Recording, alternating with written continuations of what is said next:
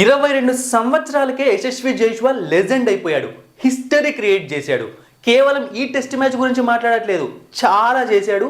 అన్నీ చెప్తే మీరు షాక్ అవ్వడం ఖాయం అనమాట. సో ఐపీఎల్ ఆప్షన్ ఉంది కాబట్టి కొంచెం తొందరగా చేస్తున్నాను. డే 3 రివ్యూ పెద్ద డిఫరెన్స్ ఏమీ లేదు. ఈ వీడియో చేస్తున్న టైంకి మన లీడ్ అనేది అరౌండ్ 440 ఉంది. మేబీ ఈరోజు ఎండ్ ఆఫ్ ది డే లేదా మన లీడ్ 500 రీచ్ అయ్యాక మన వాళ్ళు డిక్లేర్ ఇచ్చే ఛాన్సెస్ కనిపిస్తున్నాయి. సో పరిస్థితి ఏంటి, ఎందుకంటే పిచ్ అనేది డే బై డే మారుతుంది. మీరు చూస్తున్నారంటే ఇక్కడ మీకు పిచ్ కనిపిస్తుంది అనమాట. సో మరి పిచ్ మారితే మనం గెలుస్తామా, లేకుంటే ఆస్ట్రేలియా వాళ్ళకు ఛాన్సెస్ ఉన్నాయా, వాళ్ళు గేమ్లోకి వచ్చే ఛాన్సెస్ ఉన్నాయా లేదా అనేది క్లియర్గా ఇక్కడ నేను ఎక్స్ప్లెయిన్ చేస్తాను. ఫస్ట్ యశస్వి జైస్వాల్ గురించి మాట్లాడదాం. కుర్రాడు కాదు, కరెంట్ తీగ, అణుబాంబు ఇలాంటి పదాలు వాడాలి. ఎందుకు తెలుసా, ఈరోజు 161 కొట్టాడు కదా. అయితే లెజెండ్స్లోకి ఎలా చేరిపోయాడు అంటే ఆస్ట్రేలియాలో డెబ్యూ చేసిన ఫస్ట్ టెస్టే, అంటే ఆస్ట్రేలియాలో ఫస్ట్ టైం ఆడుతున్న యశస్వి జైస్వాల్ సెంచరీ చేశాడు. ఇలా అందరూ చేయలేదు, మన ఇండియన్స్లో చేసింది కొందరు మాత్రమే.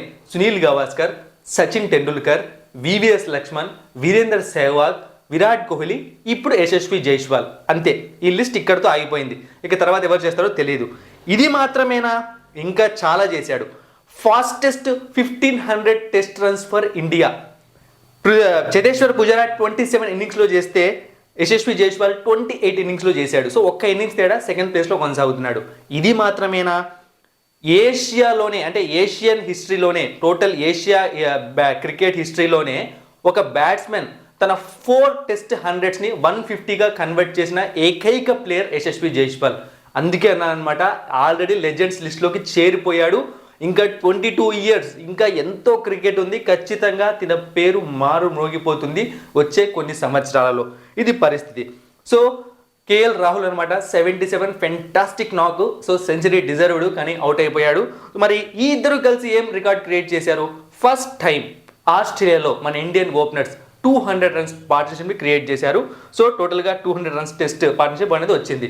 అయితే ఓవరాల్గా చూసుకున్నాము అంటే టెస్ట్ క్రికెట్లో అంటే సేనా కంట్రీస్లో south Africa, England, New Zealand and Africa.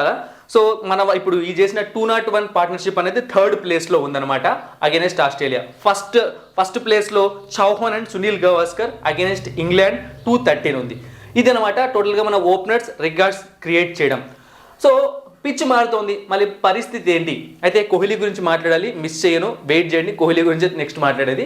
Pitch అనేది చూసాము అంటే 3rd డేకి ఫుట్ మార్క్స్ క్లియర్గా కనిపిస్తున్నాయి. కొన్ని చోట్ల చిన్న చిన్న క్రాక్స్ కూడా స్టార్ట్ అయ్యాయి. మీరు మ్యాచ్ చూస్తున్నారు అంటే బాల్ అప్పుడే అన్ఈవెన్ బౌన్స్ అవుతుంది. కొన్ని బాల్స్ టర్న్ అవుతున్నాయి, కొన్ని బాల్స్ కిందికి వెళ్తున్నాయి, కొన్ని బాల్స్ పైకి వెళ్తున్నాయి. సో మనం పెట్టిన లీడ్తో ఆస్ట్రేలియా మ్యాచ్ గెలవడం, ఎందుకంటే రేపటికి ఇంకా డేంజరస్గా మారుతుంది ఈ పిచ్, ఇంపాసిబుల్. ఒకటి ఈ మ్యాచ్ ఇండియా గెలవాలి 99.9%, లేదా ఆస్ట్రేలియా వాళ్ళు అడ్డుకట్ట వేసి ఏమన్నా పోరాడితే డ్రా అవ్వాలి తప్పితే ఆస్ట్రేలియా గెలిచే ఛాన్స్ లేదు. సో మనం గెలవడానికి ఎక్కువ ఛాన్సెస్ ఉన్నాయి. పిచ్ అనేది బ్యాటింగ్ నుంచి బౌలింగ్కి చేంజ్ అవుతుంది స్లోగా. సో విరాట్ కోహ్లీ గురించి, విరాట్ కోహ్లీ చాలా కాలం నుంచి ఫామ్లో, అంటే చాలా కాలం కాదు కానీ ఫామ్లో లేడు. రీసెంట్గా ఆడిన టెస్ట్ మ్యాచ్లో కూడా ఫెయిల్ అయ్యాడు అంటున్నాం. కానీ బేసిక్గా ఈరోజు తను సెలెక్ట్ చేసుకున్న షాట్స్ చూసాము అంటే చాలా పర్ఫెక్ట్గా, అంటే టైమింగ్ కూడా బాగుంది, చాలా అద్భుతంగా సెలెక్ట్ చేసుకున్నాడు షాట్స్ కూడా, అంటే ఫామ్లోకి వచ్చినట్టుగా అనిపిస్తుంది. అయితే మొన్న వరకు కూడా విరాట్ కోహ్లీ గురించి కొంతమంది ఎక్స్పర్ట్స్ ఏమన్నారు అంటే, మనం ఫామ్లో లేడు అనుకుంటున్నాం కానీ కొంతమంది ఎక్స్పర్ట్స్ ఏమంటున్నారు అంటే తన బ్యాటింగ్లో ఎటువంటి చేంజ్ లేదు, తన టెక్నిక్లో ఎటువంటి చేంజ్ లేదు, అద్భుతమైన టెక్నిక్తో ఉన్నాడు, బట్ లక్ కలిసి రావట్లేదు అన్నారు. మేబీ అది ఈరోజు కలిసి వచ్చింది అనుకుంటాను. అంటే తను ఏ తప్పు చేయకుండా ఏదో అన్లక్కీగా అవుట్ అవుతున్నాడు, బట్ ఈరోజు అది జరగకుండా హాఫ్ సెంచరీ కంప్లీట్ చేసుకున్నాడు. మరి నేను ఈ వీడియో చేస్తున్న టైంకి ఉన్నాడు నాకు తెలియదు, కానీ హాఫ్ సెంచరీ అయితే కంప్లీట్ అయింది.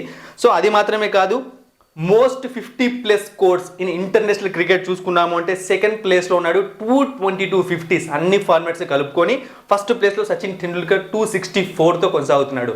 సో ఇక సచినే నెక్స్ట్ ఆ రికార్డ్ కూడా బ్రేక్ చేస్తాడేమో చూడాలి తన కెరియర్ అయిపోయే లోపు. ఇక నెక్స్ట్ హైయెస్ట్ సక్సెస్ఫుల్ రన్ చేసి ఎంత ఉంది ఆస్ట్రేలియాలో అంటే 414 ఉంది. But against Australia south Africa చేసింది. సో ఇదే గ్రౌండ్లోనే 2008లో. బట్ స్టేడియంని ఇప్పుడు మొత్తం మార్చేశారు. 2018 నుంచి ఇది కొత్త బెర్త్ స్టేడియం అయిపోయింది అనమాట. అప్పుడు ఒక స్టేడియం, ఇప్పుడు కూడా ఒకనే, బట్ కొత్తగా మార్చేశారు కాబట్టి మనం ఆ స్టాట్స్ని తీసుకోలేము, ఏమైనా జరగచ్చు రేపు. ఇక రిషబ్ పంత్ గురించి మాట్లాడాలి. కొంతమంది ఏమంటున్నారంటే సోషల్ మీడియాలో రిషబ్ పంత్ ఛాన్స్ వేస్ట్ చేసుకున్నాడు, కొట్టాల్సింది.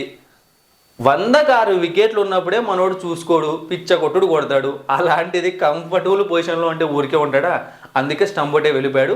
సెకండ్ టైం అంటే రిషబ్ పంత్ టెస్ట్ డెబ్యూ చేసినప్పటి నుంచి ఇది సెకండ్ టైం అనమాట ఇలా రిషబ్ పంత్ స్టంప్ అవుట్ అవ్వడం. సో దేవదత్ పడికల్ అనమాట వచ్చిన ఛాన్స్ని కరెక్ట్గా ఉపయోగించుకోవాల్సింది. ఎందుకంటే తను వచ్చిన టైంకి పిచ్ ఇంకా కొంచెం నార్మల్గానే ఉంది, ఇంకా అంత డేంజర్ అవ్వలేదు.